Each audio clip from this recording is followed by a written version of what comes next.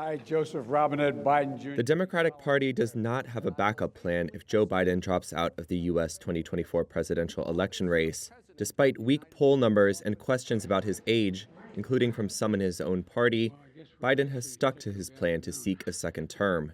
A senior Democrat told Reuters, quote, "There is no plan B. If he were suddenly not to run, everyone you know would run. The VP scares no one." The source was referring to Biden's running mate, Vice President Kamala Harris, who has her own popularity problems.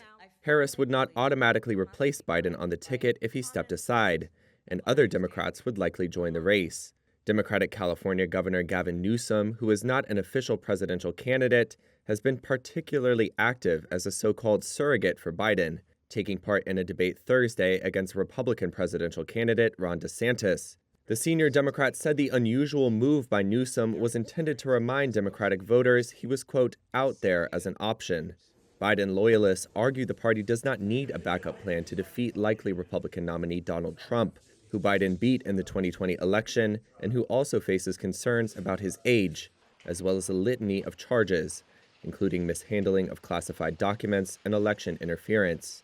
Even if more Democratic candidates were to jump in now, the path forward would be unclear, considering it normally takes months to set up a presidential campaign, and that deadlines to get on the primary ballot in several critical states have already passed, with more fast approaching.